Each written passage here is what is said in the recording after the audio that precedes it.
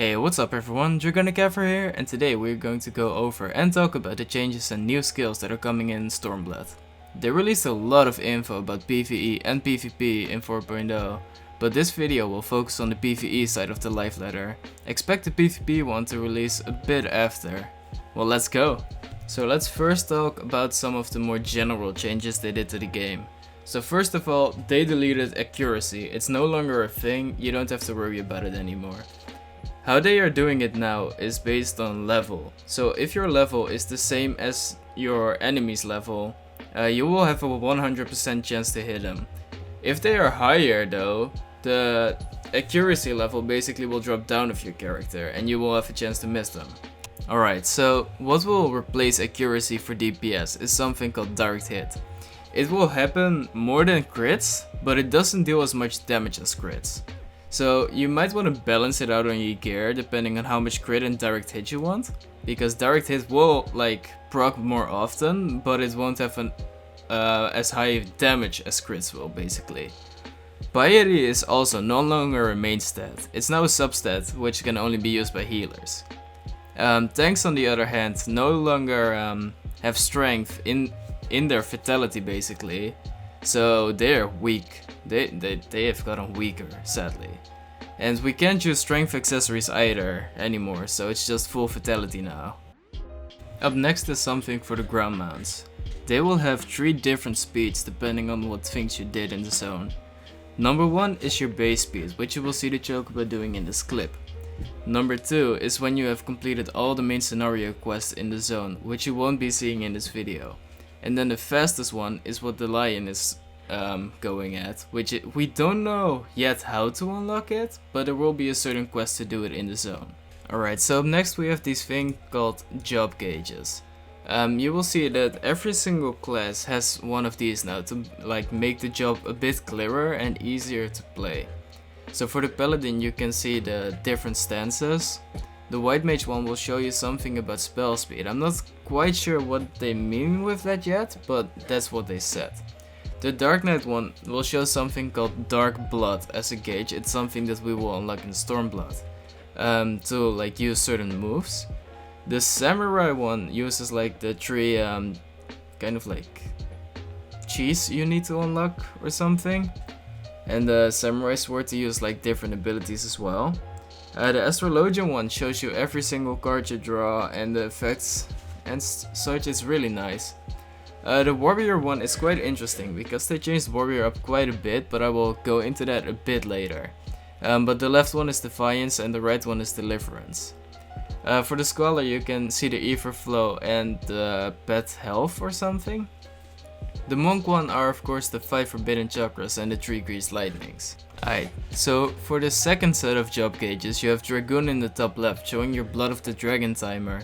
And if you use a certain amount of Blood of the Dragon skills, you will unlock this red Blood of the Dragon glow. And it will allow you to use certain skills basically. Then we go to the Red Mage one. The Red Mage one is pretty interesting because you use both white and black mana. You kinda wanna balance them out for the most optimal DPS, but I will get into that later as well. So now for the Bard, you can see how much longer the cast times will be of the song. The Machinist got a completely new mechanic. We basically have this heat gauge now, and you gotta make sure to not overheat and such, but the higher it is, the more DPS you do. But if you overheat, I guess bad things happen. So in the top red we have Ninja. That kind of fan you got going there is the new Huton timer. Each blade is 10 seconds and they will disappear if you don't use Huton. That thing next to it is something called Senkiran? Wait, I'm not entirely sure what it's called, but it basically goes higher with every auto attack and skill you use. And it will allow you to use certain skills, which I will go into a bit later. For the Summoner, you now got your Everflow stacks of course, and the Bahamut thing, which I will also go into more detail later, showing off the actual new skills and such. And the bottom right we have the Black Mage one showing the Enochian timer. The new skill which allows you to use 3 separate skills without any cast time, and the Umbra Ice and Umbra Astro Fire stuff. So I'm gonna start talking about the new skills they've shown. Let's first start off with Red Mage, the same as in the trailer.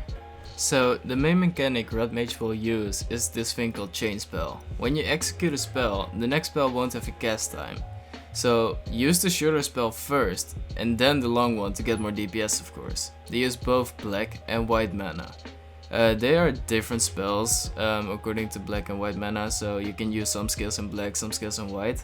But if you only keep using one, your DPS will be pretty low apparently, so you gotta make sure to balance it out. I'm not entirely sure how the class is gonna work yet, I haven't seen all the skills yet of course, just like everyone else.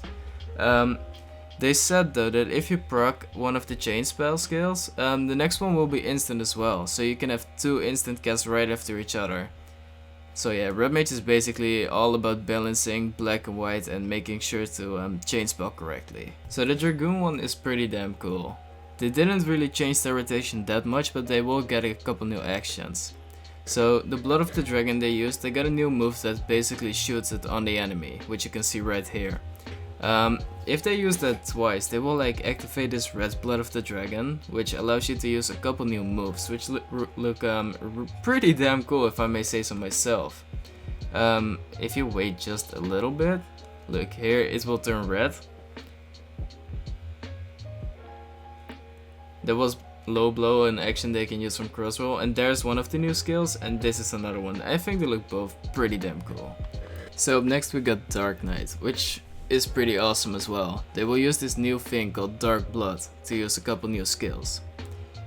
There you just get Dark Arts, just the usual stuff as a Dark Knight. That's a new skill, new AoE skill. That's just plunge, you know. Here we'll just use a base Dark Arts combo. Dark Arts Scar Spit, my bad. There we got Soul Eater. It turns great on just so you can see it in the UI. Then we got like this huge explosive skill. And this one is the coolest of them all, in my opinion, but damn.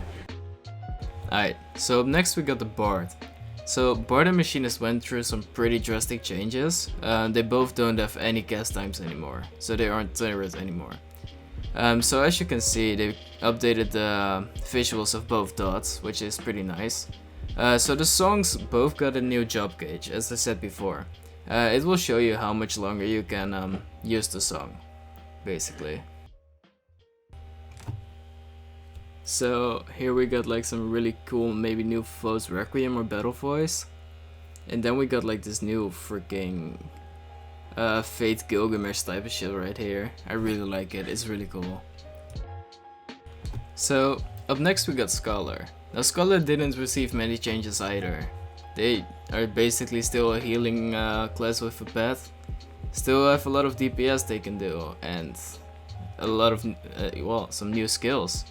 So here you can see a tether going from Eos to the Dragoon and some like database type of shit that the Scholar is doing. So you can see that the Eos bar at the bottom is like depleting. So you gotta make sure that doesn't run out I think, otherwise Eos will disappear, I think at least. So up next we got Ninja. I think Ninja got quite good actually in 4.0. I mean they were already like godlike, but still. So you can see that Houton started this job gauge thing at the bottom. Here you can see them doing right on, and this new toad thing, which you can use after a certain amount of attacks. So you can see the ninja doing attacks and filling up the gauge at the bottom. When it's full enough, he can use a skill, which is actually pretty insane, because he is able to do 3 jutsus in a row while under that effect. And that's pretty damn strong, you know?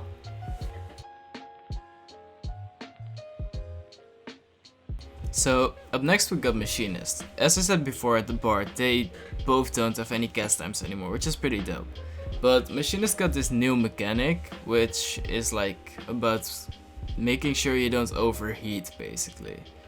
I'm not entirely sure how it works yet, but I'm assuming the higher your heat is, the more DPS you will do, and some skills will be available when you get high enough heat. But you can see some of the skills here, they look pretty damn cool. You see him doing like a freaking backflip while shooting and like this freaking barrage of bullets, which is pretty awesome. I'm happy to play Machinist. So up next we got Warrior. Now Warrior changed quite a bit. Now instead of rev stacks you get this thing called Inner Beast, which goes up to 100.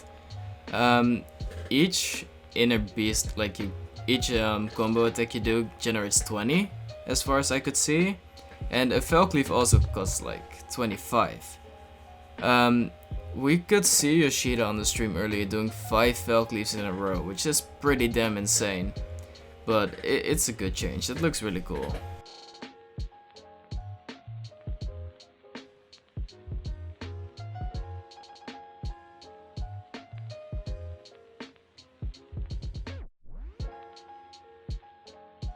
Alright, so up next is Summoner. Now Summoner is like one of the better ones of this expansion as far as I could see.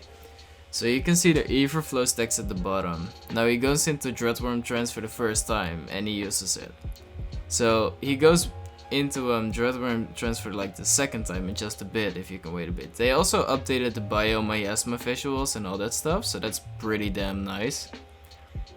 If you can wait just a little bit, there's Pain Flare. So he goes into Dreadworm Trance again, uses another Pain Flare, and now for some crazy as fuck reason they can actually fucking summon Bahamut right now. Now that is one of the most lit things I have ever seen in this game. Just look at that, that's actually insane. I'm happy for the summoners, holy shit. So up next we got White Mage. Now White Mage didn't change all that much either. You can see like some really basic skills. You can see a new cure. I think it's the basic cure, by the way. Let's see, that's an arrow 3, maybe an arrow 4, I don't know. I'm pretty sure that's arrow 3 though. Here you can see a stone 4, which looks pretty damn cool. Some kind of like bubble shield thing. Didn't expect White Mage to get one, but damn. Just looks like the spell speed increases according to the lilies at the bottom right. That's all I could really see from this stuff. Alright, so up next we got Black Mage. Now Black Mage changed quite a bit. So Enochian is now only usable if you are in Umbral Ice or Astral Fire. It also only has a 30-second cooldown right now. But if you can keep it up for longer than 30 seconds, you will be able to use this new skill called Foul. What you just saw was Thunder 4, by the way, it's a new AoE. That skill, what you just saw, allows you to be able to use 3 skills in a row. So basically a freaking buffed Swift Cast. As long as you like keep switching between Umbral Ice and Astral Fire, your Enochian will like stay. So here you can see the new Foul move, which he is casting right now. It's pretty damn cool. Alright, so now we got Astrologian. So Astrologian got not that big of changes, but pretty cool ones. So in the UI you can see what type of cards you draw. And that's the lady card, is what I'm guessing. It's kinda looked like it changed the buff quite a bit. So here you can place down a certain AoE. And things inside that AoE will change a bit. So according to like what cards you use, the globe in the middle will like start glowing more, as you can see. And it will, I guess, strengthen the effect of the heal. I'm not entirely sure, but that's what I'm guessing. It looks pretty damn cool. So now we got Monk. Well, monks out there, they listen to your prayers, you got Rage Utility now. So there's this buff which you can use, which allows your whole party to deal more damage, and for every attack they use you will get a Forbidden Chakra stack. Although I'm not entirely sure if it's for every attack you do, or for every finished combo, but you will get a Forbidden Chakra stack from them, which is pretty insane, considering the DPS increase it will give you as well. Yeah, but as you can see, it uses quite a few new skills, which look pretty damn cool. I'm not entirely sure what they are all though. Alright, so now we got Samurai. I guess the one you all were waiting for, like almost the most, next to Red Mage. So you use certain skills slash combos to get certain Zen to open, which opens up new moves for you to do. Yoshida said himself that Samurai is a pretty damn strong class, but I think it will still have like quite a high skill ceiling, so it's kind of like easy to play, hard to master, that type of stuff. I think though, if you actually master Samurai, your DPS will be off the charts. It will be insane. But if you look at these skills, they are pretty. You get like some cherry blossom effects and all that stuff. Alright, so for the last one, we got Paladin, which is one of my favorites, to be honest. I didn't quite expect it. I was hoping for it though, since I was a Paladin main back in 2.x. So Paladin got quite a few new skills. In the bottom right you can see the new oath gauge and stuff, but as Paladins we got some new AoE skills. We got like, here you can see like some kind of mini holy, a Sheltron, which we already had though. So he switches into Shield Oath, uses a skill. A new AoE move which is spammable. We saw Yoshida actually spam that, and this. Now this is something I want to talk about for a bit, because basically if you stand behind it, everyone will get 15% less damage taken, which is pretty damn nice. And Paladin can now actually block both physical and magical damage, and it has a 100% block rate as a Paladin himself, so that's actually pretty damn insane. So yeah, that's all I had to talk about in this video. I will have 2 separate videos upcoming about the new main story potions and about the PvP changes, so stay tuned for that. But for now, let's go to the outro.